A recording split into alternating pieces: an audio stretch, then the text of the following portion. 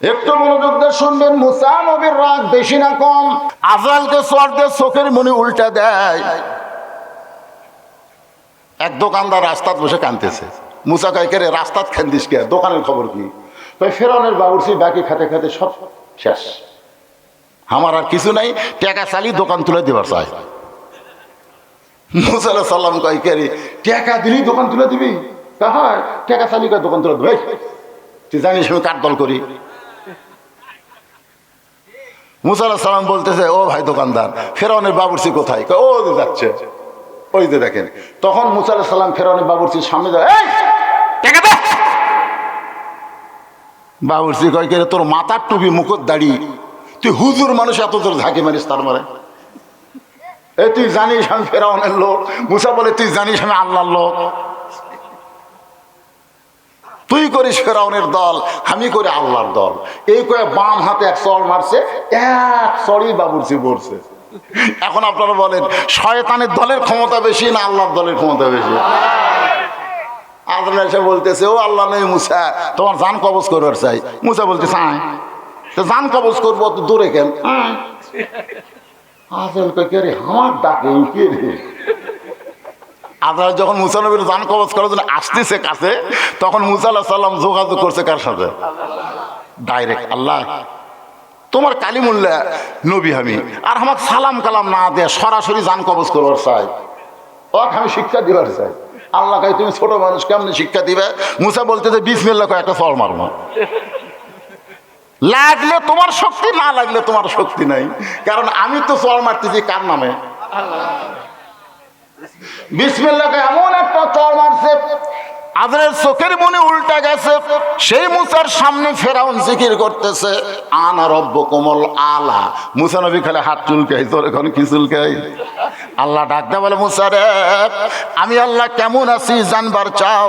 তোমাকে ফেরাউনের কাছে পাঠাই দিয়েছি কিন্তু যুদ্ধ করার জন্য না, মারামারি করার জন্য না। উদউ ইলা সাবিলি রব্বিকা বিল হিকমা মাউইজাতিল লিল হাসানা। সুবহানাল্লাহ। আমি আল্লাহ যে আরশে আছি, হিকমতের সাথে ফেরাউনকে দাওয়াত দাও। চড় থাপ্পড় দিয়ে দাওয়াত দেওয়া হবে না, দাওয়াতের কাম হলো হিকমতের সাথে, আর জিহাদের কাম হলো তরবারি দিয়ে। জোরে কোন কথা ঠিক কিনা?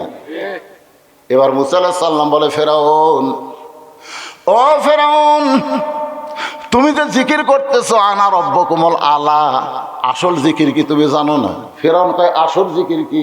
মুসা বলতেছে, আসল জিকির হলো লা ইলাহা ইল্লাল্লাহু মুসা কালিমুল্লাহ। সবাই বলেন না কেন, আসল জিকির করবেন না আপনারা? আসল জিকির লা ইলাহা ইল্লাল্লাহ। এ বাবা, তোমরা বসো না কেন? ময়নারা বসো। লা ইলাহা ইল্লাল্লাহ, লা ইলাহা, লা ইলাহা ইল্লাল্লাহ মুহাম্মাদুর রাসূলুল্লাহ সাল্লাল্লাহু আলাইহি ওয়াসাল্লাম। সঙ্গে সঙ্গে ফেরাউন চিৎকার দিয়ে লাফ দিয়ে উঠছে। এতক্ষণ ফেরাউন বসেছিল চেয়ারে, এবার লা ইলাহা ইল্লাল্লাহর জিকিরের ঝাঁকিতে লাফ দিয়ে উঠছে। কি দিয়ে উঠছে? লাফ দিয়ে উঠে এখন সামিয়ানা পর্যন্ত ফাটায়। দেখেন না, জিকির করতে করতে ওরে বাবারে কাঁপতে কাঁপতে হুজুরক পাড়া ধরে। ফেরাউনেরও সেই ঝাঁকি, বুঝলেন? লাফ মুসা, তোর আল্লাহর জিকির যদি করবার চাস, তোর আল্লাহর জায়গা যা। আমার রাজত্বের মধ্যে তোর আল্লাহর কোনো জিকির চলবে না। একটু মনোযোগ দিয়ে শুনবেন। ফেরাউন বলতেছে, তোর আল্লাহর জিকির যদি করবার চাস, তোর আল্লাহর জায়গা যা, আমার রাজত্বের মধ্যে তোর আল্লাহর জিকির চলবে না। আজও বাংলাদেশে ফেরাউনের গোষ্ঠী আমির হামজার ওয়াজ করবার দিল না। জোরে গান কথা ঠিক? তোর আল্লাহর জিকির করিস, তোর আল্লাহর জায়গা যা।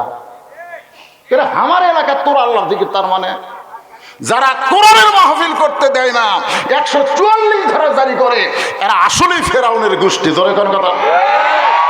কার গোষ্ঠী? ফেরাউনের গোষ্ঠী। তোর আল্লাহর জিকির চালানো আমার এদিকে। মুসা আলাইহিস সালাম বলে, ফেরাউন তাহলে ব্যাটা দে, হিকমতের সাথে ব্যাটা দে। তোর কতটুকু আল্লাহর কতটুকু বাটিয়ে দে। দাদা দান করছে 10 শতক মসজিদে, লাতির সময় জায়গা 20 লাখ টাকা শতক লাগছে শহরে, 20 লাখ টাকা শতক। এখন লাতি চিন্তা করে মসজিদ তো 6 শতকের মধ্যে হবি, খামাখা 10 শতক। লাতি 2 শতক জায়গা দখল করছে। তখন মসজিদ কমিটি বলছে যে ভাই মসজিদে তো 10 শতক রে, মাপে 8 শতক পাওয়া যায়, 2 শতক গেল কার মধ্যে। আমি এসে মাপছে, মাপে বলতেছে অনেক মাপার পরেও আল্লাহর 8 শতক পাওয়া গেল। আল্লাহর কয় শতক? লাল কালিতে ঘর করছে, এইটুকু আল্লাহর, এরই পরে এইটুকু বান্দার। আল্লাহ তুই কে তো গ্রেফতার করলো রে? গোটা পৃথিবী আল্লাহর, আর ওই মাপে করছে 8 শতক আল্লাহর পাওয়া গেল। তাহলে মাপা দে। তুই যে আল্লাহর জিকির করতেছিস, আনা রব্বুকুমুল আলা, তুই কি খাস নাকি? হামান বলতেছে আমার আল্লাহ খায়। ফেরাউন বলার আগে হামান বলতেছে আমার আল্লাহ খায়। মুসা আলাইহিস সালাম বলতেছেন ওমা মিন দাব্বাতিন ফিল আরদি ইল্লা আলাল্লাহি রিজকুহা। পৃথিবীতে এমন কোনো বিচরণশীল প্রাণী নাই যার রিজিকের ব্যবস্থা আল্লাহ করেনি। সমস্ত রিজিকের মালিক কে? আল্লাহ। কিন্তু 22 সালে একজন নেতা বলেছিল 23 সাল হবে দুর্ভিক্ষের বছর, বাংলাদেশ 23 সাল হবে দুর্ভিক্ষের বছর। আপনারা বলেন 23 সাল চলে গেল, আমাদের কি দুর্ভিক্ষ হয়েছে? জিনিসপত্রের দাম বেশি, কিন্তু টাকা কিসের টাকা নাই? আমি এমন কোন লোক দেখিনি ভাই 500 টাকা ছাড়া বের করে, এসে হায়দ্রা খাটে কসকস করে 500 টাকা বের করে। কষাই বলতে হুজুর আগে গরুর দাম আসলো 20 টাকা কেজি, সকালে জব করছি সন্ধ্যা পর্যন্ত বেচতে পারিনি। তখন ডাকা ডাকা বলা গেছে ভাই রে গোস্ত 5 বাঁচলো রে, তুই লে ভাই দাম দেওয়ার পারিস দেশ না, দেশ খাইয়া দোয়া করিস। আর এখন সকাল 7টায় জব করি, 8টার মধ্যে শেষ। তার মানে বোঝা গেল যত দামি হোক না কেন আমাদের দেশে দুর্ভিক্ষ হবে না, হবে না। কারণ যেই দেশের আকাশ দিয়ে পাখি উড়ে গেলে পায়খানা করে, মাটির পোড়া 7 দিন পর একটা ঘাস হয়, সেই দেশে কোনোদিন দুর্ভিক্ষ হবে? দুর্ভিক্ষ হবে না, তবে একটু কষ্ট হবে। এই কষ্ট হওয়ার পিছনে কারণ হলো জাহারাল ফাসাদা মিনাল বাররি ওয়াল বাহর বিমা কাসাবাত আইদিয়ান নাস। জলে স্থলে যে কষ্ট হবে, এইগুলো কষ্ট আমাদের হাতের কামাই। এখানে আল্লাহর দোষ দেওয়া যাবে না। জোরে কোন কথা ঠিক কি না? একটু মনোযোগ দিয়ে শোনেন। হামান বলতেছে আমার আল্লাহ খায়। ফেরাউন বলতেছে হামান রে কি বলতেছিস? হামান বলতেছে আমার আল্লাহ খায়। সর্বপ্রথম ফেরাউনকে যিনি আল্লাহ বলেছেন তার নাম হলো হামান। ধরে কোন তার নাম কি? কারণ আল্লাহ যদি না বলে তাহলে মন্ত্রিত্ব টিকবি না। হামানের মন্ত্রিত্ব টিকানোর জন্য ওই ফেরাউনকে আগে আল্লাহ কাছে আল্লাহ থাক। আজকে মন্ত্রিত্ব টিকানোর জন্য হামান ফেরাউনকে আল্লাহ কইছে।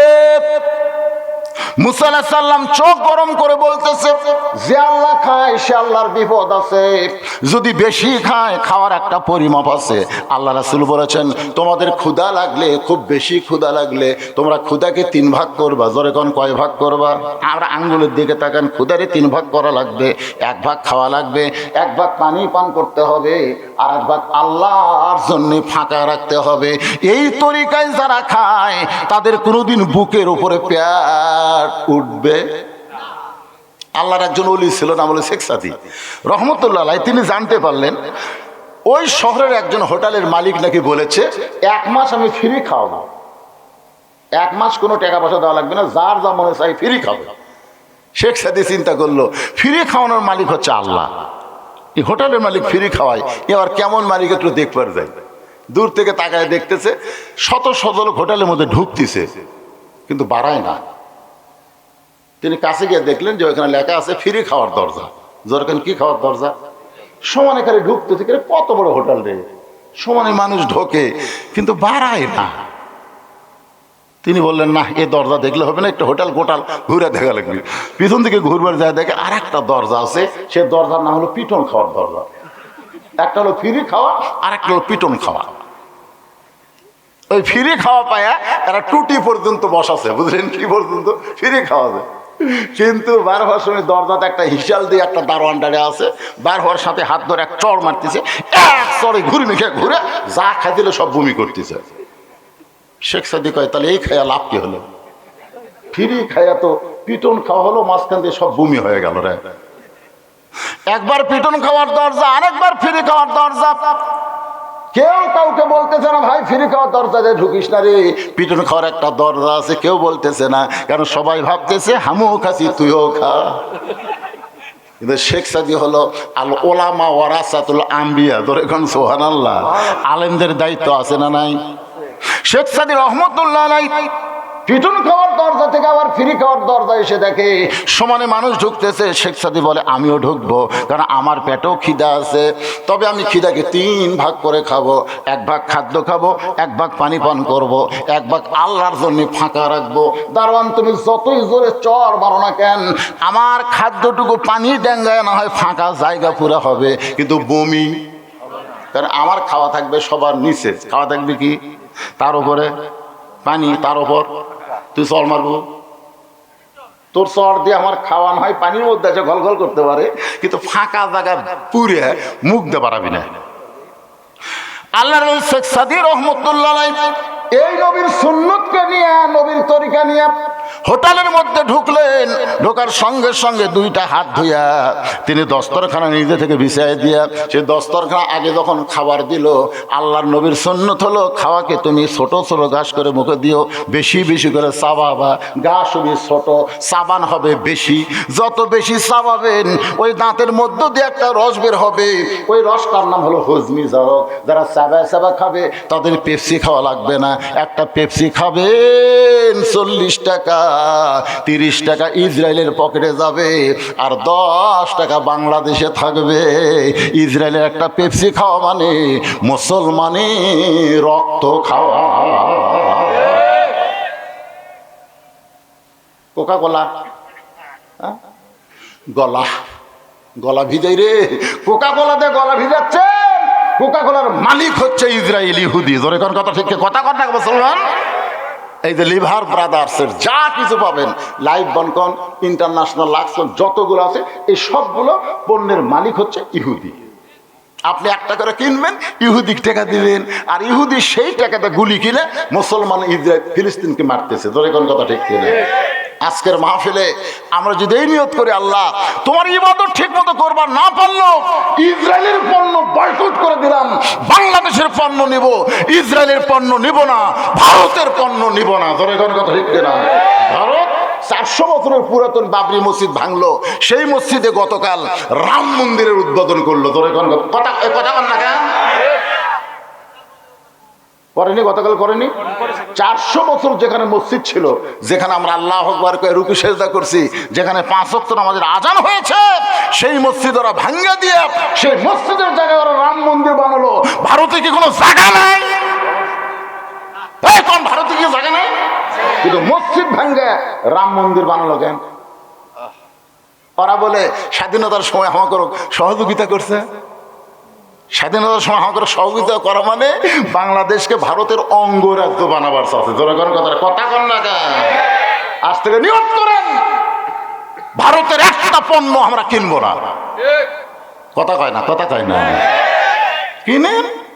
মান্তাসাব্বাবি কওমিন ফাহুয়া মিনহুম, এই হাদিসের ওসিলায় আপনি জাহান্নামে যাবেন। যদি না জানা কিনেন সেটা ভিন্ন কথা, আজকে তো জানতেছেন। ইন্ডিয়ান কিটকাট, ডেরি মিল্ক খিলেন, আমাদের ছেলে খিলেন, খাওয়ার পরে গেলি রুচি নেই, ভাত লিয়া যায় খায় না। আমার ছেলে একটু দোয়া দরুদ পড়ে দেন তো, হুজুর খাওয়া রুচি নেই। আয়াতুল কুরসি দোয়া দরুদ পড়ে ফু দিন, কয়দিন পরে মা খবর কি, কয় হুজুর খায়। মাশাআল্লাহ, তাহলে দোয়া করুন না হুজুর, আপনি দোয়া দিয়ে খায় না হুজুর, মোবাইল চালু করলে খায়, মানে মোবাইল চালু করে দিলে খায় হুজুর, তাছাড়া খায় না। কি আপনার বাচ্চা করে কি দিয়ে খিলাচ্ছেন? মোবাইল চালু করে খিলান। কিছুদিন পরে বুঝবেন এই মালটা কি হচ্ছে, কিছুদিন পরে বুঝবেন, তখন আফসোস করার কোনো লাভ হবে না বাজান। এখন থেকে সতর্ক, ভাত খাইসনি না, না খাই থাক, তাহলে 2 সন্ধ্যা আপনার সন্তান না খেয়ে এখন ভাত খামো, তখন আর মোবাইল লাগবে না, গপ গপ করে মারবি। তোর এখন কথা ঠিক না? এই কিন্ডার জয়, ডেরি মিল্ক, কিটক্যাট এগুলো খায়া খায়া আর ক্ষুধা আপনি নষ্ট করে দিয়েছেন। ভারতকে বাংলাদেশের বন্ধু খেরে, যদি বাংলাদেশের বন্ধু হতো তাহলে বাবরি মসজিদ ওরা রাম মন্দির বানাতো না। তোর এখন কথা ঠিক না? আল্লাহর বান্দার একটু মনোযোগ দিয়ে শুনবেন। আল্লাহ খায় না আল্লাহ খাওয়ায়? জোরে জোরে বলা লাগবে। আল্লাহ খায় না খাওয়ায়? আমার আল্লাহ খায় না, কিন্তু ফেরাউন আল্লাহর দাবি করার পরেও খায়। এই খাওয়াটা বুঝাবার যায়। আমি আপনাদেরকে শেখ সাদি রহমতুল্লাহ আলাইহির কাছে নিয়ে গেছি। এখন হোটেলের মধ্যে ঢুকে খাবার যখন সামনে আইছে, আল্লাহুম্মা বারিক লানা পড়েন, আল্লাহুম্মা বারিক লানা ফিমা রাযাকতানা ওয়াকিনা আযাবান নার। আপনি যে খাবার পায় এই দোয়াটা বললেন, এই দোয়া পড়ার পরে যখন খাদ্য খাবেন, ওই খাবারটা আপনাকে আল্লাহর ইবাদতের দিকে নিয়ে যাবে। আর দোয়া দরুদ ছাড়া বিসমিল্লাহ ছাড়া যদি খান, ওই খাওয়াটা আপনাকে শয়তানি কাজে ব্যস্ত করে দিবে। খাওয়ার মধ্যেও নিয়ম আছে, যেরকম আছে না নাই? ছোট ছোট ঘাস বেশি বেশি চাবায়। খুদাকে 3 ভাগ করে 1 ভাগ খাদ্য খাইছে, 1 ভাগ পানি পান করে, 1 ভাগ ফাঁকা রেখে শেখ সাদি রহমতুল্লাহ আলাই পিটুন খাওয়ার দরজার দিকে যাচ্ছে। এমন সময় হোটেলের বয় ধরে বলতে, হুজুর আপনি কোন দরজায় যাচ্ছেন? বলে ভাই দরজা তো 2টা, একটা হলো ফ্রি খাওয়া, একটা হলো পিটুন খাওয়া। বলে হুজুর আপনি 2টা দরজা দেখছেন, কিন্তু তৃতীয় আর একটা দরজা আছে, সেইটাকে আপনি দেখবেন না। শেখ সাদি বলে সেইটা আবার কোথায়? বলে আমার সঙ্গে চলেন। এবার শেখ সাদিকে নিয়ে গেছে 3য় দরজায়। ওই দরজায় বসে আছে হোটেলের মালিক, ছোট বাচ্চার মতন কাঁদতেছে। আজকে 15 দিনে হলো হোটেল খুলে দিলাম, কিন্তু একজনও নবীর উম্মতকে পাইলাম না। সবাই কাফেরের মতন ঢুকছে, কাফেরের মতন খায় বের হয়ে গেছে। এই যে দারোয়ানদা পিটন খায় বমি করাই নিছি, কিন্তু আজকে আপনাকে দেখলাম আপনি একলা ঢোকেন নাই, আপনার সঙ্গে আমার নবীকে আমি দেখতে পাই। নবী মরে নাই রে, নবী মরে নাই, নবী জীবিত আছে উম্মতের আমলের ভিতরে। মারা গেছে? মারা গেছে। ইমাম মালিক কোন দাড়িওয়ালা টুপিওয়ালা জুব্বাওয়ালা মানুষকে দেখলি তার হাত ধরে নিয়ে যেতেন বাড়িতে। বলে হুজুর এত বড় আলিম হয়ে আমার মতন সাধারণ ব্যক্তিকে আপনি হাত ধরে আপনার বাড়িতে নিয়ে আসলেন, কারণ কি? বলে একসঙ্গে খাওয়ার চাই ভাই আল্লাহর হস্তে। কোন কি হুজুর, আমি কি আর আপনি কি? কাল পাগল তুই কি? তোর ভিতরে আমি নবীকে দেখতে পাচ্ছি রে। হুজুর আমার মধ্যে নবী কেমনে দেখলেন? বল তোর মাথায় টুপি, মুখে দাড়ি, তোর পরনে সুন্নতের পোশাক, এটা দেখার পরে আমার বিশ্বাস হয়েছে তুই নবীকে মদিনায় রাখিস নাই, নবীকে জায়গা দিয়েছিস তোর কলিজা। লাকাদ কানা লাকুম ফি রাসূলিল্লাহি উসওয়াতুন হাসানা। জোরে কোন সুবহানাল্লাহ। বল হে রাসূল আপনি বলেন, ইন কুনতুম তুহিব্বুনাল্লাহ ফাত্তাবিউনি ইউহিব্বুকুমুল্লাহ। এই আয়াতের তাফসীর হলো, আমার সঙ্গে সকলে পড়েন, উপায় নাই রে, উপায় নাই রে, উপায় নাই, নবী বিনে আল্লাহ পাওয়ার উপায় নাই। মাই গেল ভাই, হঠাৎ এরকম সাউন্ড জোরে হলো কেন? একটু আস্তে দাও। উপায় নাই রে, উপায় নাই রে, উপায় নাই, নবী বিনে আল্লাহ পাওয়ার উপায় নাই। মুসা নবী হিকমতের সাথে বলতে, তো ফেরাউন তুমি যদি একদিন এরকম বেশি খাও, খাওয়ার পরে তোমার হজম করার মিশিং বোঝেন না, 250 গ্রাম পর্যন্ত আপনার মিশিং হজম করবে, আপনাকে সেই মিশিং আল্লাহ সেট করে দিছে। কিন্তু আপনি 750 গ্রাম যদি ঢুকেন, তখন মিশিং বলতেছে আল্লাহ ই জর্দি ঢুকালো, আমরা তো হজম করার পারতেছি না। আল্লাহকে হজম না করলে হরতাল কর। ওরা যখন হরতাল করছে তখন এটা পচে ধুমা ঢেকুস। যেরকম কি ঢেকুস, ওর কাছে মানে মুখ দিয়ে পচা গন্ধ। যেরকম মুখ দিয়ে কি গন্ধ? কারণ হজম যে হয়নি, হজম না হলে এটা কি হবে? পচে গেছে। তখন কয়েকের মানুষ আমার ঢেকুস শুনে লাগ ধরে, মানুষ পায়খানা থেকে লাগ ধরে, হুয়া করলে লাগ ধরে, তাহলে কি হলো? ডাক্তারের কাছে গেছে, মুখ ধরে বলতেছে ডক্টর সাহেব এই কাম করছি, এ অকাম করছি, বুদ্ধি কি? তখন জাইমেট দিছে, মডিগার্ড দিছে, তিনটা করে খান। তিনটা করে খেয়ে আসতে একজন বলতেছে চা কি হলো? হজম হচ্ছে না। বা আপনি টাইগার খান। ঘুরে কে বারে বাঘ কেমনে খায়? টাইগার মানে বাঘ। চাচা এটা সে টাইগার লাই, আমরা খাই, আপনি কেন দেখাই? ওই আসে টাইগার খাচ্ছে, দেখেন এটা না হলে টাইগার খেরে, এটা নিয়ে আলকা আলকা গন্ধ হয়। আপনারা যারা টাইগার স্পিরিট খান দেখবেন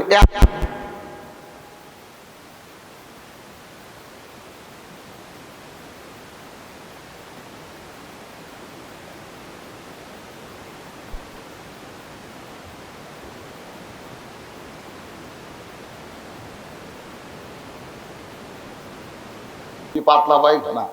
মুসা বলে ফেরাউন রে, তুমি যে আল্লাহর দাবি করতেছো, ওই রকম খাওয়ার পরে তোমার যদি পায়খানা যাও, পায়খানা কমপ্লিট করতেই আবার পেট কামড়। আবার ফেরাউন বসে গেছে, ধর ধর ধর ধর করে বাইরে হয়ে গেল। এখন আর হবি না, লাভ দিয়ে উঠছে, আবার পেট কামড়, আবার বসে গেছে। একবার যায়, তিনবার উঠেছে, চারবার দাঁত বসে, আর লড়বার পারতেছে না। ফেরাউন যে উঠ পেলিছে, ঘাড় কাত হয়ে পড়ে গেছে। ফেরাউন বলতেছে সাঙ্গ ভাঙ্গ, তোমরা কোথায় রে? এরকে আবার শরীরত বল না থাকলো মুখত বল আছে। জোরে কোন কথা ঠিক কিনা? মাজা খাড়া হওয়ার পারে না, মাজা ধরে তুলে দেওয়া লাগে, তারপরেও কই খেলা হবি, খেলা কথাই করবারিস না পাগলা। খেলবার গেলে মাজার বল থাকা লাগবে। জোরে কোন কথা ঠিক কিনা? মাজা নাই, খেলা হবি। ফেরাউনের মাজাত নাই বল, চারবার পাতলা পায়খানা। জোরে কোন কয়বার? কিন্তু মুখত বল আছে। মুখটা চিল্লায় বলতেছে সাঙ্গ পাঙ্গ, তোরা কোথায় রে? ফেরাউনের সাঙ্গ পাঙ্গ পায়খানার দরজা খুলে দেখে আল্লাহ কাত হয়ে পড়ে আছে। আল্লাহ কাত, আমার রব্বুকুমুল আল্লাহ কাত। আমি হিন্দুরে কইলাম কে রে ভাই, তোরা যে দশমীর আগে তারপরে খাবার দেশ, কলা দেশ, দুধ দেশ, কত কি খিলাস রে, কিন্তু আজকে এরকম গুড়িয়া ঘুরে লাগতে লাগতে ডুবার চুকে। তখন বলে হুজুর আমাকে ধর্ম এইরকমই, এক সময় চুমা খায় আর এক সময় লাগতে। এটা কোনো ধর্ম হলো কেন? ধর্ম একটাই। জোরে কোন কয়টা? আরো জোরে। অমাইয়াবতাগি গায়রাল ইসলাম দীনান ফালাই ইউকবালা মিনহু। আল্লাহ বলেছেন ইসলাম ছাড়া অন্য কোনো ধর্ম নাই। ইসলাম ছাড়া অন্য কোনো ধর্মকে যদি গ্রহণ করে, আল্লাহ বলেছেন সেইটা কবুল করা হবে না। আল্লাহর কাছে কবুলযোগ্য একমাত্র ধর্মের নাম কি? ইসলাম। ফেরাউনের সাঙ্গপাঙ্গ সবাই কিন্তু ফেরাউনের বেতন খায়, চাকরি করে, তাই বলে সবাইকে ফেরাউনের পক্ষে, দুই একজন বিপক্ষে, বুঝলে? কিন্তু বেতন নেওয়ার জন্যে ওরাও আল্লাহ আল্লাহ আল্লাহ আল্লাহ করছে। কিন্তু আজকাল দেখে আল্লাহ বিপদ। তখন সাহস করে বলতেছে এত ক্ষমতার অহংকার করেন, একলা বাড়াবার পারেন না। এত ক্ষমতার অহংকার করেন, এত ক্ষমতা আপনাকে রে একলা একলা বাড়ান, পুলিশলি আসেন কে? জোরে কোন কথা ঠিক না? এত ক্ষমতার অহংকার করেন, একলা বাড়াবার পারেন না। এই কথা যেই মাত্র মুসা কইছে, সঙ্গে সঙ্গে ফেরাউন বুঝবার পারছে মুসা হিকমতের সাথে আসল জায়গায় হাত দিয়েছে। সঙ্গে সঙ্গে মুসা বলতেছে ফেরাউন বলতেছে ধর। যেই ফেরাউন বলতে ধর, মুসা বলতেছে আল্লাহ ফেরাউন আমাকে ধরবার চায়। আল্লাহ বলে মুসা তুই দৌড়া। মুসা কয় আল্লাহ তুমি কি খবর চাও? আমার হাতে বল নাই। ওই আমাকে ধরবার আসে, আমি ওকে ধরবার চাই। 4 মাস যখন ফেরা, মুসা নবীর বয়স কয় মাস? আসিয়ার কোলের মধ্যে আছে। ফেরাউন বলতেছে এ তো খুবই সুন্দর রে, আমাকে একটু দাও তো। আসিয়া দিবার চাচ্ছে না, আসিয়া দিবার চাচ্ছে না। ফেরাউন এত সুন্দর একটা বাচ্চা, আমি একটু আদর করি। এই কয়ে কোলত লেখন মুখের কাছে নিয়ে গেছে। মুসা কয় কে রে, আমার মাও তুরি ভয়ে সিন্ধুকত ভাষা দিছে রে, তুই যে কয়টা বেটা ফেল হবি তুই সবগুলো মারবো। হ্যাঁ, আর তুই হাত কোলত ওই তো যে ও করতেছে বাম হাতে মারছে। 4 মাসের বাচ্চা চল মারছে, মারির দাম নাই। ফেরাউন কি কোন আজরাইল রে? আসিয়া দে এখনো পুরা মরমরে। আসিয়া বলতেছে ছোট, যাই হোক, এই নিয়ে বিষয়ের একটা ঘটনা আছে, সেই ঘটনা আমার ইঙ্গিত করার কথা না। আল্লাহ বলে মুসা দৌড়ায় আর ফেরাউন সৈন্য সামন্ত নিয়ে ধাবড়ায়। মুসা বলে আল্লাহর কদ্দুর দৌড়াবো? আল্লাহ বলে জাগা মতো। কি মতো?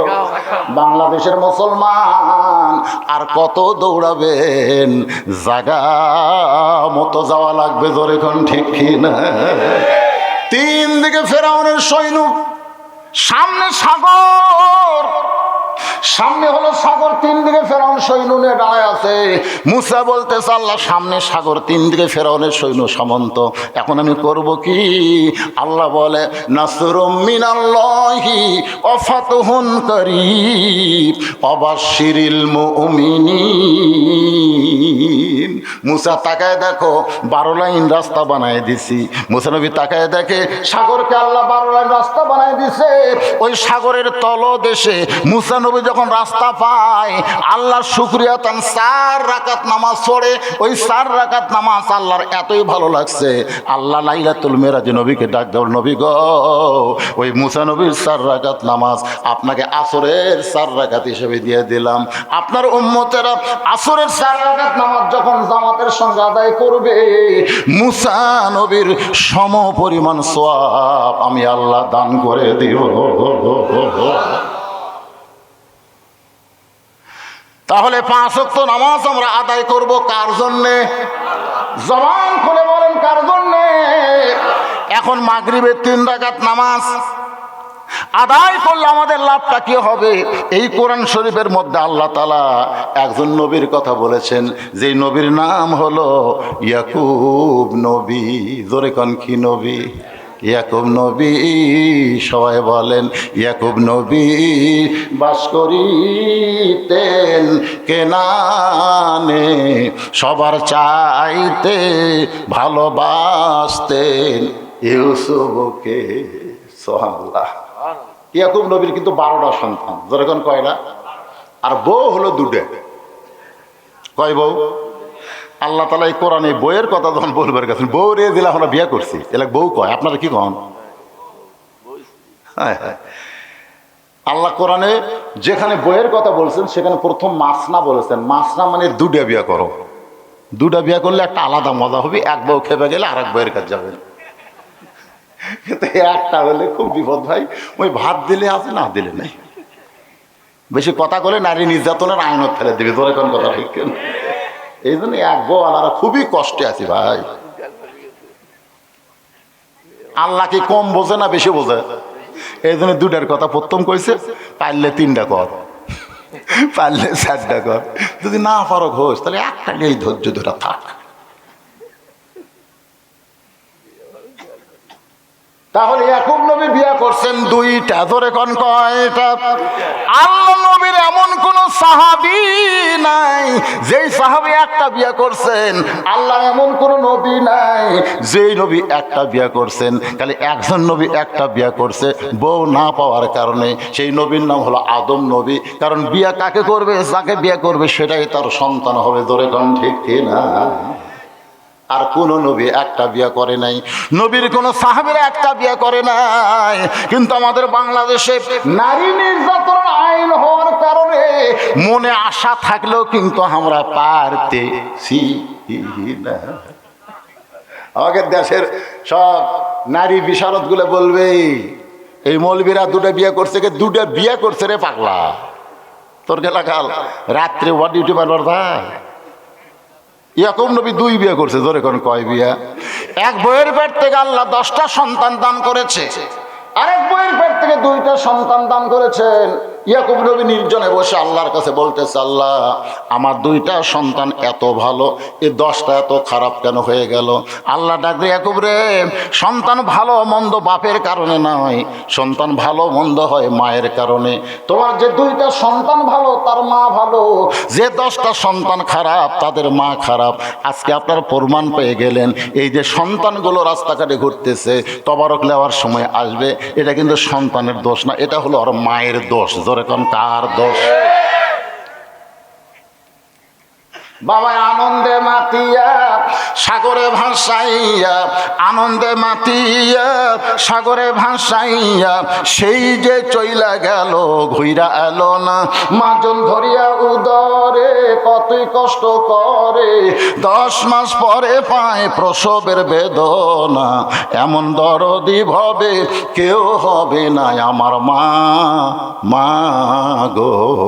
10 মাস যখন মায়ের পেটে আমরা ছিলাম, আপনারা বলেন তো মায়েদের কি মাসিক ব্যারাম হসা? কেন হয়নি কন্ত? সন্তান পেটে আসার পরে আল্লাহ মেয়েদের যে মাস গেলে 3 দিন 5 দিন যে একটা ব্যারাম দেয়, অসুখ দেয়, যে অসুখ হলে নামাজ রোজা কিছুই হবি না। জোরে কোন কথা ঠিক কি না? সে অসুখটা সন্তান আসার সাথে সাথে আল্লাহ বন্ধ করে দেয়। সন্তান পেটে নিয়ে মার যেন ইবাদতের কোনো কমতি না হয়, কারণ মায়ের ইবাদতের সাথে পেটের বাচ্চার আল্লাহ সম্পর্ক করে দেয়। জোরে কোন সুবহানাল্লাহ। পেটে বাচ্চা নিয়ে মা যদি নামাজ পড়ে, রুকুর থেকে যখন সেজদায় যায়, তখন বাচ্চা একটা চাপ খায়। ফেরেশতাকে আল্লাহ, দেখো তোমার বান্দি রুকুর থেকে সেজদাত গেল, পেটের বাচ্চা চাপ খেলো। আল্লাহ কয় ফেরেশতা সাক্ষী থাকো, যেই মা পেটে বাচ্চা নিয়ে নামাজ পড়লো, ও মা শুধু নিজে নামাজ পড়লো না, পেটের বাচ্চাকেও নামাজি বানায়া দিল। আজকে যারা এসে যারা নামাজ পড়ে না, বুঝবেন ওই পেটত থাকতে ওর মা একক তো নামাজ পড়নি। হোটেলের দরজাত কারো পর্দা দিয়ে রমজান মাসে যারা খায়, এই মালগুলা কিভাবে পেটের মধ্যে হচ্ছে জানেন?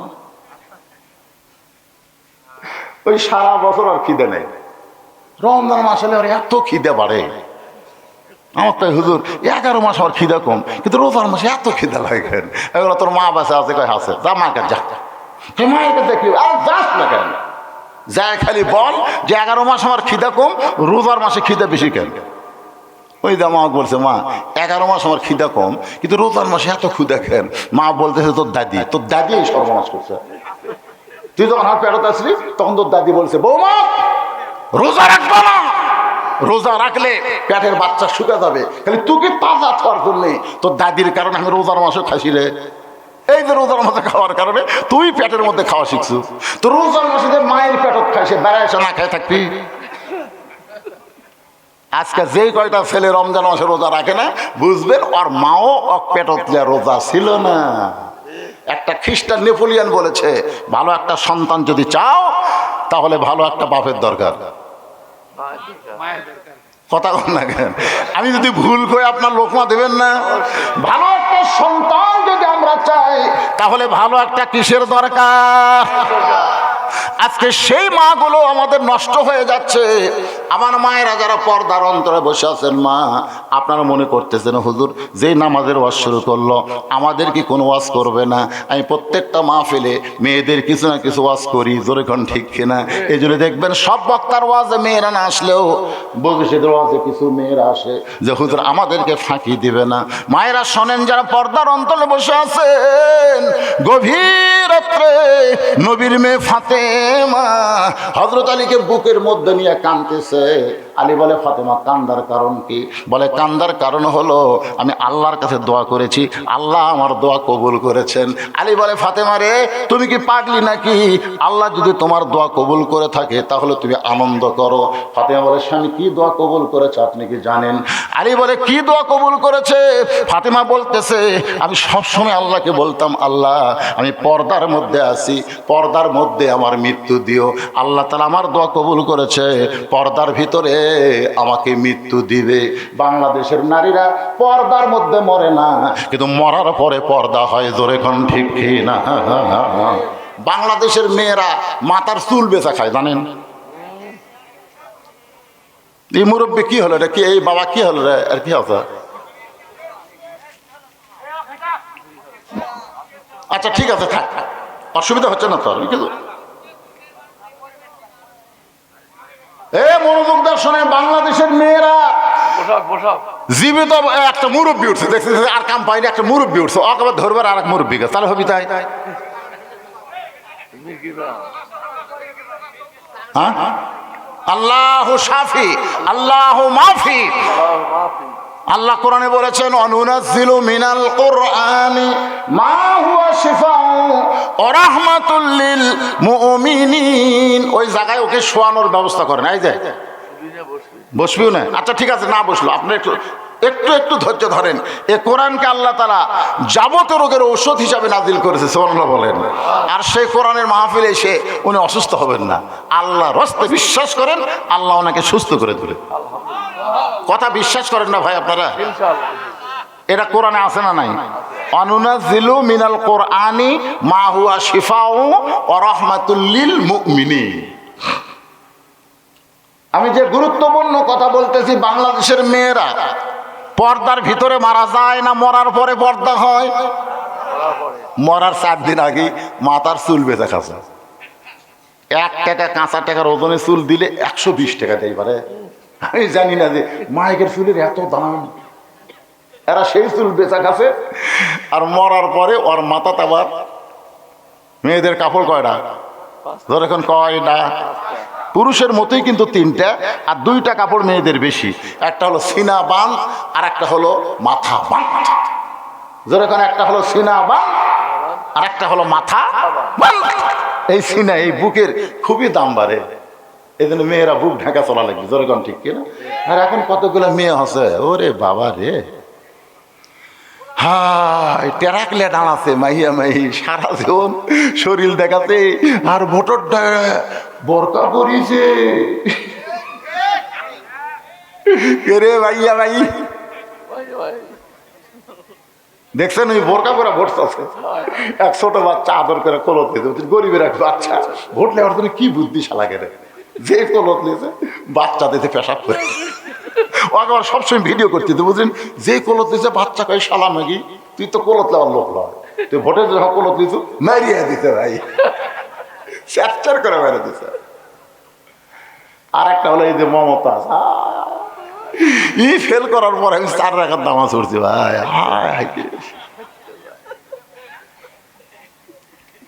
আমার সভাপতি সাহেব বলতেছে ফাটটা যায়, ফাটটা যান, ফাটটা যায় গান ইসলামের ক্ষতি করে। ও একটা মারাত্মক গান গাইছে, সেই গানটা হলো, আগে করো রে মন আখেরের কাজ, ধ্যান যোগ হয় দিলের নামাজ, ও তোমার পাঞ্জে গানা নামাজ পড়া লাগবে না। আপনারা বলেন তো এই গানটা কি খালি খারাপ না, শরীয়তে কুফরি গান? জোরে কোন কি গান? ওরে শরীয়তের মৌলানা, চোখ 2টা করলা কানা, কোরআন হলো 90 পারা, তোমরা খুঁজে পাইলা না। আপনার বলেন তো কোরআন কয় পারা? 30 পারা। এরকম একটা বেসাইজা মেয়া সংসদে আসন পাক, এটা আমরা চাই না। আল্লাহর মার দুনিয়ার বার, জোরে কোন কথা ঠিক কি না? মা ফাতেমা চোখের পানি নিয়ে বলে, স্বামী গো, আল্লাহ আমার দোয়া কবুল করেছে, আমার মৃত্যুটা আল্লাহ পর্দার ভিতরে মৃত্যু দিবে। আলী বলে, ফাতেমা তুমি পর্দার মধ্যে আসো, পর্দার মধ্যে আল্লাহ তোমার মৃত্যু দিবে, এখানে খুশি হওয়ার কথা, কান্দ কেন? ফাতেমা বলে, স্বামী গো, সেই মৃত্যু কবে হবে আপনি কি জানেন? আলী বলে, ফাতেমা মৃত্যুর কথা দুনিয়ার কেউ বলতে পারে না। ফাতেমা বলে, আল্লাহ যদি জানায় তাহলে বলতে পারে। আলী বলে, ফাতেমা কি বলবার চান? ফাতেমা বলে, স্বামী গো, আল্লাহ পাক আমাকে জানাইছে আজকে গভীর রাত্রে ফাতেমার মৃত্যু হবে। যেই বলছে গভীর রাত্রে ফাতেমার মৃত্যু হবে, গাছের গোড়া কাটলে গাছটা যেমন ঠাস করে পড়ে যায়, হযরত আলী তেমনি পড়ে গেলেন ঘরের মাঝায়। মা ফাতেমা মুস্কি মুস্কি হেসে স্বামীর কপালে চুমা দিয়ে বলে, স্বামী গো, এমন করে আপনি কাঁদবেন না, কারণ দুনিয়াতে আসা হয়েছে যাওয়ার জন্যে। যারা আমরা দুনিয়াতে এসেছি কেউ থাকার জন্যে না, আসলে যাইতে হবে, যত বড়ই মরদ হন। এখন তো মরদ আবার মেয়া হওয়ার চিন্তা করতেছে। 7ম শ্রেণীর একটা বইয়ে দেখলাম, নাম হলো শরীফ। নাম কি? শরীফ। ওই শরীফা হবি। 7ম শ্রেণীর মধ্যে কি লেখাপড়া দিচ্ছে দেখছেন? শরীফ। এখন শরীফা হওয়ার জন্য মানে নিজেই পুরুষ মানুষ মেয়ে হবি, আর মন খালি মেয়ে হওয়ার চায়। আস্তে আস্তে মেয়েকের মতন চুল চষে, মেয়েকের মতন লিপস্টিক দেয়, মেয়েকের মতন ভুরু পেন করে, মেয়েকের মতন হাই হিল করে, মেয়েকের মতন বুক করবার চায়। এটা দিয়ে আস্তে আস্তে সমকামিতার দিকে আমাদের বাংলাদেশকে নিয়ে যাবার চাচ্ছে শিক্ষামন্ত্রী। ধরে কোন কথা ঠিক করে? আপনার সন্তানকে কোন জায়গা দিয়েছেন বাজা? দেখেন না দুই একটা লেডিসের মতন হাঁটে, দুই একটা ছেলে কিন্তু হাঁটন কিন্তু মেয়ে মানুষের মতন দেখতে পারেন না, আপনি দেখতে পারেন না? এমন একটা স্কিন প্যান্ট পড়ছে ভাই রে, উড়াত মুরাত চাপে ধরে খিচুড়ি খিচুড়ি খিচুড়ি খিচুড়ি। মোটর সাইকেল যখন চালাই দেবে মানে শালার পাশাত ঘুরে কিরবি ঢুকছে, তোর কথা ঠিক।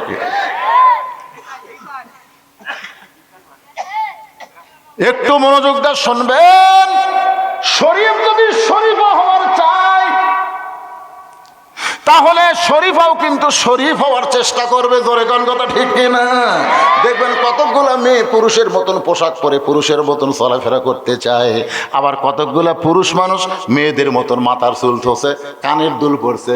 ওই যে জায়েদ খান যে ইমামদেরকে শালা কইছে, ও দুইটা কানত দেখলাম দুইটা দুল। পরে এসে বলতেছে আমি মাফ চাই, আমি ইমামদেরকে সব ইমামকে শালা কই দিই। তখন দেখি আর দুই কানের দুল গেলে ঝুলতেছে, কে রে তুই মরদ মানুষ, তোর কানের দুল কেড়ে হয়।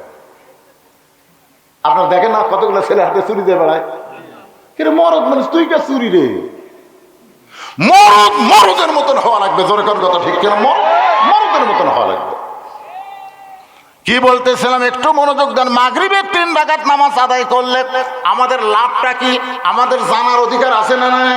এইটা বোঝানোর জন্যই বলতেছি ভাইজান, আমার মায়েদের কথা চলে আইছে। কারণ মা যদি ভালো হয় সন্তান ভালো হবে। একটা ভালো মায়ের গল্প বলতেছি। হযরত আলীর কপালে চুম্বন দিয়ে বলে, স্বামী গো, এই দুনিয়াতে আসলে যাইতে হবে, এই দুনিয়া থাকার জায়গা না, এই দুনিয়া থেকে আমাদের সবাইকেই যাইতে হবে, দূরে কোন কথা ঠিক কিনা? এই জন্য এন রকিশোর গানে গানে কইছে, চলতে পথে 2 দিন থামিলাম, যাবার কালে একজন আরো দেখা না পাইলাম। এই গানটা গাইলে কোনো গুনাহ হবে না। যুবকেরা তোমরা সবাই বলো, চলতে পথে 2 দিন থামিলাম, যাবার কালে একজন আরো দেখা না পাইলাম।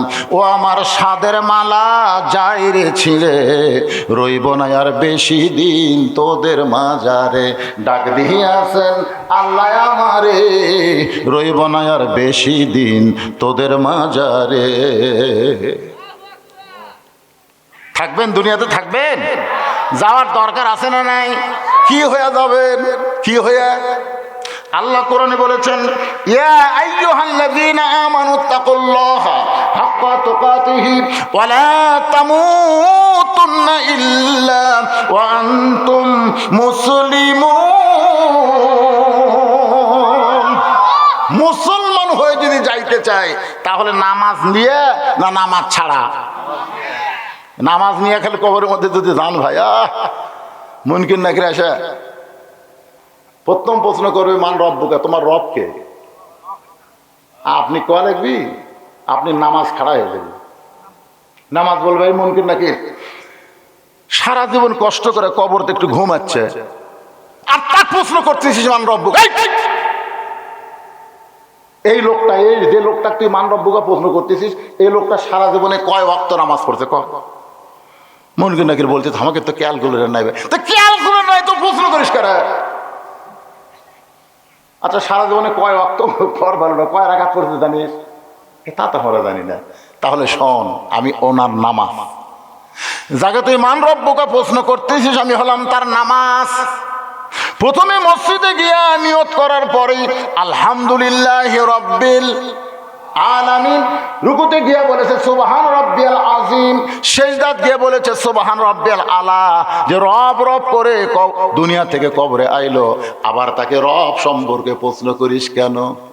মুনকির নাকির বলে, আল্লাহ তোমার বান্দাকে মান রব্বুকা প্রশ্ন করার পরে নামাজ শেখাবা খেপছে। আল্লাহ বলে যে নামাজ নিয়ে কবরে আইছে, তার রবের উত্তর হয়ে গেছে। আমি সেই নামাজ নিয়ে আপনাদের সামনে ওয়াজ করতেছি। রাসূল বলেছেন, মান রব্বুকা প্রশ্নের উত্তর যখন কোনো বান্দা দিবার পারবে, পরের 2টা প্রশ্নের উত্তর আল্লাহ তার জন্য সহজ করে দিবে। তাহলে এখন বলেন, নামাজের দরকার আছে না নাই? আমি সেই নামাজ নিয়ে কথা বলতে গিয়া মা ফাতেমার কথা বলতেছি। আমার মায়েরা যারা পর্দার অন্তর আছেন একটু মনোযোগ দিয়ে শোনেন। হযরত আলীকে বলতেছে, স্বামী গো, আসলে যাইতে হবে, এমন করে আপনি কাঁদবেন না। আমি মরে গেলে আমার 3টা চাওয়া আপনাকে পুরা করা লাগবে। আলী বলে, ফাতেমা, দুনিয়ার জীবনে গরিব ছিলাম বলে কিছুই চাইলা না, মরার পরে কি চাইবা ফাতেমা? বলে, 1 নম্বর চাওয়া হলো আমাকে রাতের অন্ধকারে দাফন করা লাগবে। রাতের অন্ধকারে মৃত্যুবরণ করব, আর দিনের আলোতে দাফন করলে হবে না, রাতের অন্ধকারে আমাকে কবর দেওয়া লাগবে। আমার 2 নম্বর চাওয়া হলো আমার কোনো জানাজার ব্যবস্থা করবেন না, আমার কোনো দোয়ার অনুষ্ঠান করবেন না। কারণ দুনিয়ার সব মানুষ যদি বলে ফাতেমা ভালো, আর আপনি যদি বলেন ফাতেমা খারাপ, তাহলে ওই দোয়া দিয়ে কোনো ফাতেমার লাভ হবে না। আর দুনিয়ার তামাম মানুষ যদি বলে ফাতেমা খারাপ, আর আপনি যদি বলেন আমার বউ ফাতেমা ভালো, এক স্বামীর সার্টিফিকেটে ফাতেমার 8টা জান্নাতের দরজা আল্লাহ খুলে দিল। ওগো স্বামী, আমার লাশটা খাটনিতে তুলবেন না, কারণ আমি ফাতেমার দেহের ওজন কত এটা দুনিয়ার কোনো মানুষ বুঝতে পারুক, এইটা আমার পছন্দ হয় না। আমার বাবা যদি দুনিয়াতে থাকতো, মরা মেয়ের লাশের খাটনি বাবা কান্দে নিবার পারত। আমার হাসান হোসেন যদি বড় হইতো, মায়ের লাশের খাটনি কান্দে নিবার পারত। কিন্তু 6 মাস আগে আমার বাবা দুনিয়া থেকে বিদায় নিয়েছে। আমার হাসান হোসেন কেবল 4 বছর, 5.5 বছর বয়স। এরা 2 ভাই খাটনি কান্দে নিবার পারবে না। আপনি শুধু আমাকে আপনার কান্দে করে নিয়া জান্নাতুল বাকির পূর্ব কোণায় সবুজ রঙের একটা বাতি জ্বলতেছে, ওই বাতি বরাবর আমাকে দাফন করে দিবেন। ওগো স্বামী, আমার কবর খুঁড়তে যদি কষ্ট হয়, আপনার একান্ত বন্ধু কাউরে দিয়া আমার কবর খনন করে নেবেন। ওগো স্বামী, আমাকে কবর দেওয়ার পরে দুনিয়ার কোনো মানুষ যেন কবরের খবর না জানে। হযরত আলী গভীর রাত্রে ফাতেমাকে দাফন করে 2 হাত তুলে আল্লাহর কাছে আরজ করে, আল্লাহ, গরিব ছিলাম বলে দুনিয়াতে সুখ দিতে পারলাম না, কবরে রাইকা গেলাম, তুমি ফাতেমার দায়িত্ব নিয়ে নাও। এই দোয়া করার পরে তাকায় দেখে সামনে কয়েকটা পুরাতন কবর দেখা যায়। এইমাত্র ফাতেমার কবর দেশে, সেই নতুন কবর আর দেখা যায় না। আলী কান্দের বলে, ফাতেমার কবর কোথায় রে, আমার ফাতেমার কবর? কে যেন ডাক দে, বলে, আলী রে,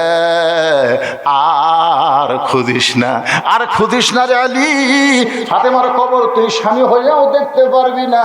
ফাতেমা পর্দা নিশি, আমি আল্লাহ জোহরা ডিগ্রি দিয়া ফাতেমার কবরটাকে কিয়ামত পর্যন্ত পর্দা করে দিয়েছি।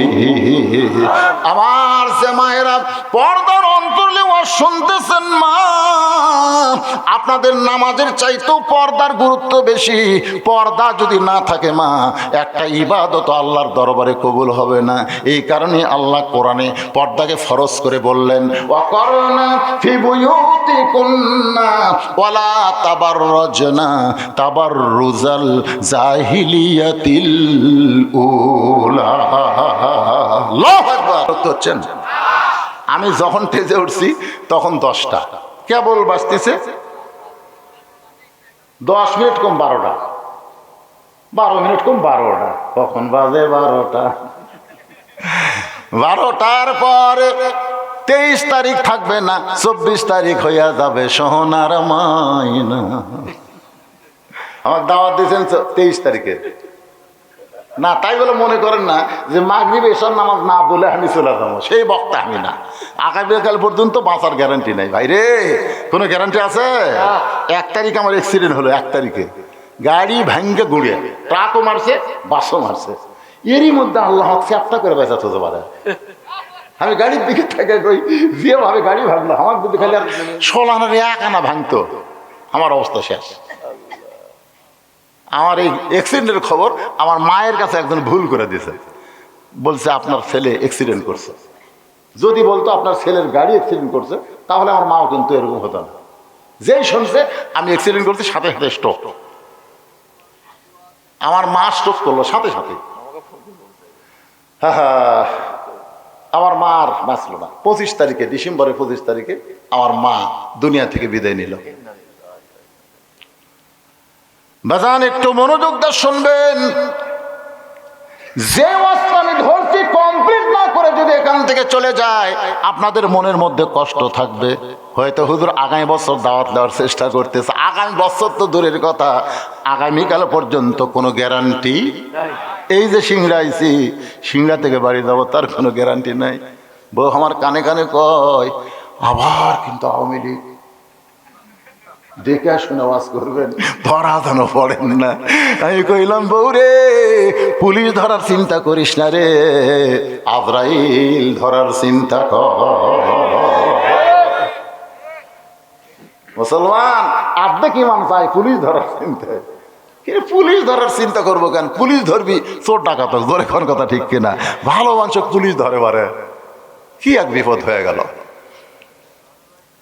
আসেন আল্লাহর বান্দারা, মা ফাতেমার কবর, মা ফাতেমা কিন্তু একটা গুরুত্বপূর্ণ কথা বলেছে, আসলে যাইতে হবে, আসলে যাইতে হবে। এই বিশ্বাস যারা করেন তারা দুই হাত তুলে আমার আল্লাহকে একটু দেখান। তারা বিশ্বাস করেন আসলে যাইতে হবে, তারা তোলেন। আচ্ছা মাশাআল্লাহ, আসলে যাওয়া লাগবে না এরকম কোন মরদ আছেন? তার মানে বোঝা গেল আসলে যাওয়া লাগবে।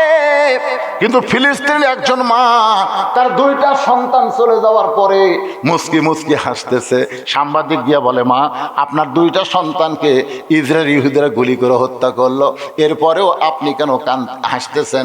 আপনার কি চোখে কান্না আসে না? বলে, আমার দুইটা সন্তান এমন একটা জায়গায় গেছে যে জায়গাটা আমার আল্লাহ জান্নাত বানায়া দিছে। কিন্তু যেদিন ডাক পড়িবে, সবাই বলেন, কিন্তু যেদিন ডাক পড়িবে কবর মাঝে যাইতে, জোগাড় কিছু করছো বন্ধু তার মাঝে বিছাইতে। যে কোনো মুহূর্তে কবরের ডাক আমাদের এসে যাবে।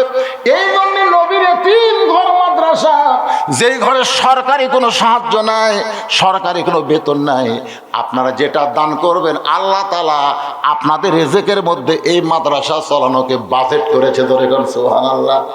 114টা সূরা কোরআন শরীফের মধ্যে আছে। 114 জন বান্দাকে বলবো 1 মণ করে ধান অথবা 1000 করে টাকা এতিম মাদ্রাসায় দান করা লাগবে। এই মাদ্রাসা আপনার দানের মাধ্যমে চলবে। আপনি দুনিয়া থেকে চলে যাবেন কিন্তু মাদ্রাসা থাকবে। আপনার কবরকে আল্লাহ তাআলা মাদ্রাসা চালানোর কারণে জান্নাতের টুকরা বানায় দিবে। যাদের বাপ মা কবরে গেছে, বাপ মার কথা মনে করে যদি 1 মণ ধান দেন, আল্লাহ আমার বাপ মা যদি দুনিয়াতে থাকতো, এই শীতের দিনে বাপ মাকে একটা কম্বল কিনে দেওয়া লাগতো। বাপ মা আমার কবরে কত কষ্ট আছে, আল্লাহ আজকে নবীর মাদ্রাসায় 1000 টাকা দান করে দিলাম, আমার বাপ মার কবরকে জান্নাত বানায় দাও। এইরকম নিয়ত করে ভাইজান 10টা মিনিট আপনাদের সময় দিলাম। এই 10টা মিনিট আদায় করার পরে আমি আবার বাকি আলোচনায় চলে যাব। আল্লাহর কোন পাগল পারবেন? আসলে যাইতে হবে এই বিশ্বাসটা করে প্রথম 1 মণ কিংবা 1000 টাকা কে পারেন গো আল্লাহর রাস্তায় এই নবীর মাদ্রাসায় দান করবেন। দুনিয়ার টাকা পয়সা দুনিয়াতে রবে, ফকির হয়ে মানুষ কবরে চলে যাবে। এই তো পাওয়া গেছে সর্বোত্তম এমন এক 3 রাকাত ফরজ নামাজ, জোর না বেজোর? হেজর এখন জোর না বেজোর? বেজোর। জোহর 2 রাকাত হলেও জোর না, জোহর 4 রাকাত জোর, আসর 4 রাকাত জোর, ফজর 2 রাকাত হলেও জোর, কিন্তু মাগরিবের 3 রাকাত হলো বেজোর। আপনারা বলেন তো 5 ওয়াক্ত নামাজের মধ্যে সবচাইতে কম সময়ের মধ্যে কোন নামাজ শেষ করা লাগে? আরো জোরে খান। ফজরে আজান দেওয়ার 8 ঘন্টা পরে ফজরের নামাজ হয়, জোহরে আজান দেওয়ার 15 মিনিট পরে জোহরের জামাত হয়, আসরের আজান দিয়ে 15 মিনিট পরে আসরের জামাত হয়, মাগরিবের আজান দিয়ে 15 মিনিট পরে যদি মুসল্লি আসে, আইসা দেখবে মসজিদ আছে কিন্তু মুসল্লি। এত অল্প সময়ের নামাজ হলো মাগরিবের নামাজ। আবার বেজোর নামাজ, এই নামাজটা কেমনে পাইলাম? ইয়াকুব আলাইহিস সালামের সন্তানের মধ্যে ইউসুফকে ওরা 10 জন মিলে কূপের মধ্যে ফেলে দিয়েছিল। আমার আল্লাহ তাআলা কূপ থেকে ইউসুফকে রক্ষা করে এক সময় মিশরের প্রেসিডেন্ট বানায় দিল। ধরে কোন সুবহানাল্লাহ। সবাই আমার সঙ্গে যারা পারেন তারা পড়েন, তো ইজ্জুমান তাশা পড়েন, তো ইজ্জুমান তাশা ওয়া তুযিল্লু মান তাশা বিয়াদিকাল খায়র ইন্নাকা আলা কুল্লি শাইইন কাদির। আপনারা বলেন তো, ভালো মানুষ ইউসুফের জেলখানা দিছিল না? আচ্ছা, ভালো মানুষকে জেলখানাতে রাখলে তার সম্মান বাড়ে না কমে? কথা কয় না।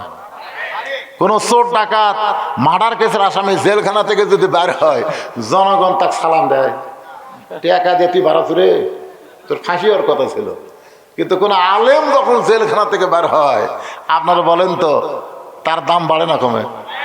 আমির হামজার ওয়াজে আগে হচ্ছিল 10,000, এখন হয় 50,000। আলেমরা জেলখানায় গেলে তাদের সম্মান দিন দিন বাড়ে।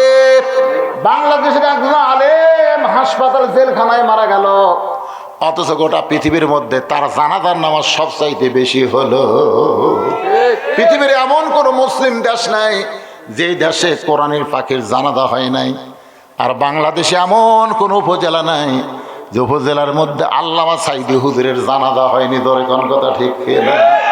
এই জন্য একটা গানও আছে, আল্লামা সাইদি তুমি মরনি। সবাই বলেন আল্লামা সাইদি তুমি মরনি, শহীদ হয়েছ আমরা এটাই জানি। আল্লাহর বান্দারা একজন সুবহানাল্লাহ কাছে বাদ বাকি বলতেছেন না? না বলেন, আপনার সুবহানাল্লাহ আল্লাহর ঠেকা নেই। কি কোন ঠেকা আছে আল্লাহর? আল্লাহর বান্দার একটু শোনেন, ইউসুফ নবীকে একসময় আল্লাহ তাআলা মিশরের প্রেসিডেন্ট বানায় দিল। যে 10টা ভাই কুয়ার মধ্যে ফেলে দিয়েছিল, ওরাই 10 জন কিন্তু ইউসুফের সামনে দাঁড়ায় বলে, যাবো না, আমরা ইয়াকুব নবীর সন্তান, খাদ্য নেওয়ার জন্য আপনার সামনে আইছি, মেহেরবানি করে আপনি আমাদের একটু খাবার ব্যবস্থা করেন। ইউসুফ চোখ বন্ধ করে চিন্তা করে, এরাই তো 10 জন, আমাকে হাত পাও বান্ধা কুয়ার মধ্যে ফেলে দিল, এখন এরাই আমাকে যাহাবনা বলতেছে। সুবহানাল্লাহ কর না কেন? তাহলে সম্মান দেওয়ার মালিককে, অপমান করার মালিককে, ভালো মন্দর মালিককে, সমস্ত ক্ষমতার মালিককে। ইউসুফ নবীর সঙ্গে ইয়াকুব নবীর দেখা হচ্ছে, অন্ধ হয়ে গেছে সন্তানের শোকে কানতে কানতে। বাজান ইউসুফের জামার ঘষ্টনে আল্লাহ তাআলা ইয়াকুব নবীর দৃষ্টি ফিরাই দিছে। সন্তানকে বুকের মধ্যে নিয়ে শুকরিয়া তান 3 রাকাত নামাজ আদায় করে। এই 3 রাকাত নামাজ আল্লাহর এতই ভালো লাগছে, আল্লাহ ডাক দিল, হাবিবুল্লাহ ইয়াকুব ইউসুফ নবীর 3 রাকাত নামাজ আপনার উম্মতের জন্য মাগরিবের 3 রাকাত ফরজ হিসেবে দিয়ে দিলাম। জামাতের সঙ্গে যখন আদায় করবে, এই 2টা নবীর সমন্বয়ের সওয়াব আমি আল্লাহ তাদের আমল নামায় দিয়া দিব। এশার 4 রাকাত ফরজ নামাজ। বর্তমানে একজন নবী এখনো মরে নাই, 4র্থ আসমানে আল্লাহ তাআলা সসম্মানে রাইখা দিয়েছেন। আপনার বলেন তো সেই নবীর নাম কি? ঈসা আলাইহিস সালাম। ঈসা আলাইহিস সালাম 4র্থ আসমানে, অথচ খ্রিস্টানরা বিশ্বাস করে ঈসা নবীকে ইহুদিরা হত্যা করছে। আসলে ইহুদিরা ঈসা নবীকে হত্যা করতে পারে নাই। ইহুদিরা ঈসা নবীকে হত্যা করার জন্য তার বাড়ি ঘেরাও করছিল। ঈসা কান্দের বলে, আল্লাহ যেভাবে লাঠি সোটা অস্ত্র নিয়ে আমার বাড়ি ঘেরাও করছে, এখন দরজা খুলে বের হলেই তোর আমাকে পিটা মারবে। আল্লাহকে, ঈসা রে, দরজা দিয়ে তোমাকে বের হওয়া লাগবে না, আমি ঘরের ছাদ ফাঁকা করে আমার আসমানে তোমাকে উঠায়া নিব। ইহুদির মধ্যে যে বড় বীর, ওর মধ্যে ধৈর্য কম। ফিরে এতক্ষণ দরজা পাহারা দেখি হবে রে, দরজা ভাঙ্গা ভিতরে ঢোকা হোক। দরজা ভাঙ্গা ভিতরে ঢুকে বলতে, ঈসা রে, কে রে ঈসা, তুই কোথায় গেলি? ঈসা নবী ঘরের মধ্যে নাই। আল্লাহ তাআলা ওই ইহুদি বীরের চেহারা ঈসা নবীর মতো বানায়া দিছে। ঘুরে ঘুরে পাইনি, দরজার বাইরে বলতেছে, ভাই রে, বহু চেষ্টা করলাম, ইসাক পেলাম না। যারা বাইরে অস্ত্র নিয়ে আছে তারা কয়, তুই কে? তুই কে রে? আমি তোরকে বীর, মার। আসলে ঈসা নবী কিন্তু মরে নাই, ওই ইহুদি বীরের চেহারা ঈসা নবীর মতন করে দিছিল। আর ইহুদিরা বারবাকি সৈন্যরা তাকে হত্যা করলো।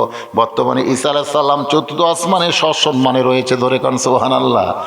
আল্লাহ যখন ঈসা নবীকে 4র্থ আসমানে নিয়ে যায়, ওই সময় ঈসা বলেছিল, আল্লাহ দুনিয়াতে মানুষ মরার জন্য যায়, দুনিয়াতে মানুষ কিসের জন্য যায়? আসল কথাটা বলতে আপনাকে কোন জায়গায় বাঁচতেছে? দুনিয়াতে আমরা কিসের জন্য আছি? বাঁচার জন্য না মরার জন্য? মরার জন্য আছি ভাই, দুনিয়াতে মরার জন্য আছি। দুনিয়াতে মানুষ মরার জন্য যায়, কিন্তু আমার যে মৃত্যু হলো না, আমার কি মৃত্যু হবে না? আল্লাহ বলে, ঈসা রে, তোমারও মৃত্যু হবে। ঈসা বলতেছে, আল্লাহ আমার মৃত্যু কি 4র্থ আসমানে? আল্লাহ বলে, ঈসা তোমার মৃত্যু হবে দুনিয়ায়। ঈসা বলতেছে, আল্লাহ কবে আবার নবী করে দুনিয়াতে প্রেরণ করবেন? আল্লাহ কই, নবী নয়, বিশ্ব নবীর উম্মত করে তোমাকে প্রেরণ করা হবে। যেই বলছে বিশ্ব নবীর উম্মত, সঙ্গে সঙ্গে ঈসা নবী 1 নিয়তে 4 রাকাত নামাজ আদায় করে। আল্লাহ বলে, ঈসা রে, বিশ্বনবীর উম্মতের কথা শুনে 4 রাকাত নামাজ পড়ে আমাকে সেজদা দিলা। ঈসা বলতে আল্লাহ নবী করে দুনিয়াতে প্রেরণ করছিলেন, আমি তেমন খুশি হবার পারি নাই, কিন্তু বিশ্বনবীর উম্মত করে প্রেরণ করবেন সেই খুশিতে আমি 4 রাকাত নামাজ পড়ে শুকরিয়া জানাই। আল্লাহ বলে ঈসা রে, তোর এই 4 রাকাত নামাজ উম্মতে মুহাম্মাদের জন্য এশার 4 রাকাত নামাজ হিসেবে দিয়া দিলাম। আমার সঙ্গে সকলে একটু বলেন, নবী না হয়ে দুনিয়ার, না হয়ে ফেরেশতায় আল্লাহর হয়েছি উম্মত আপনার, তার তরে শুকুর। কেরা 1000 বার, কেরে 1000-এর খাওয়া আছে, লাখো বারও হকুল হবে না, কোটি বার। এখন 1 লাখ টাকা দিলে কেউ খুশি হবে? একটা ফকিরের 1 লাখ টাকা দাদা না, আমার এলাকার এক ফকিরের বেটা বিয়ে গরু দিয়ে বিয়ে দিচ্ছে, গরু। ফকির রে, ওইও 1 লাখ টাকা জমা আছে। 1000-এর তো খাওয়াই নাই, লাখের আর চলবে না। এখন তার তরে শুকুর কোটি বার, সাল্লাল্লাহু আলা মুহাম্মাদ সাল্লাল্লাহু আলাইহি ওয়াসাল্লাম, সাল্লাল্লাহু আলা মুহাম্মাদ সাল্লাল্লাহু। ভাইজান কেসে এটার হিসাব দেখ, মাইকটা চালু করে দাও। হ্যাঁ, এটা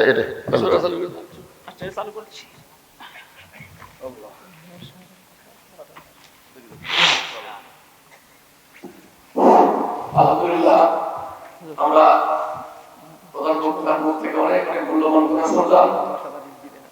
মাহফিলের সময় শেষের দিকে একদম আপনাদের সবার দাওয়াত, মনোদের সময় খাবার খাবে, খাবার শেষ হয়ে যাবে, খাবার কেউ না নিয়ে যাবেন না ইনশাআল্লাহ। এ পর্যায়ে এখন আমাদের নতুন মাদ্রাসা সংক্ষিপ্ত একটু হিসাব দিচ্ছে এই মাদ্রাসা সেক্রেটারি রেজাউল ভাই, সংক্ষিপ্ত একটু হিসাব রেজাউল ভাই। আজিম, সবাই হাত তোলে, আল্লাহুম্মা আমিন। সবাই হাত তোলে, আল্লাহুম্মা আমিন। আল্লাহ, যারা তাবারক দেবেন এই মনাজাতের মধ্যে দিয়ে শেষ করে দেন। আয় আল্লাহ তাআলা, কঠিন শীতের ভিতরে মাগরিবের নামাজের পর থেকে রাত 12:15 পার হয়ে গেছে। এই দীর্ঘ সময় পর্যন্ত তোমার পাগল বান্দা বান্দিরা আরামের বাড়ি ঘুমকে বাদ দিয়া কোরআন হাদিসের মহব্বত কলিজার মধ্যে নিয়া এই জান্নাতের বাগানে বসে বসে কোরআন হাদিসের আলোচনা শোনার শেষে আমি গুনাহগারের সঙ্গে রহমতের দরজায় ফকির হয়ে দোকানা হাত তুলেছে। মেহেরবানি করে আজকের মাহফিল আমাদের সকলের হেদায়েতের জন্যে, নাজাতের জন্যে, জান্নাতের জন্যে কবুল করো। এই মাহফিলের শুরু থেকে শেষ পর্যন্ত যত আলোচনা হয়েছে আল্লাহ, এর মধ্যে যদি ত্রুটি হয়, ভুল হয়, মাফ করে দিও। এর জাহাদিয়া মঞ্জুর করো। সোনার মদিনায় নবী পাকের রওজা মোবারকে আল্লাহ কবুল করে নিও। तमाम আম্বিয়ায়ে কেরাম, আসহাবে কেরাম, তাবিঈন কেরাম, তাবা তাবিঈন কেরাম, तमाम পৃথিবীর মাটির নিচে যত মুমিন মুমিনা শুয়ে আছে আল্লাহ, সকলের আরওয়াহ পরে হাদিয়া কবুল করো। মাবুদ, আমরা যারা হাত তুলেছি, আমাদের জনম দুঃখনী মা যাদের কবরে চলে গেছে আল্লাহ, মেহেরবানি করে মায়ের কবরকে জান্নাতের টুকরা বানায়া দিও আল্লাহ।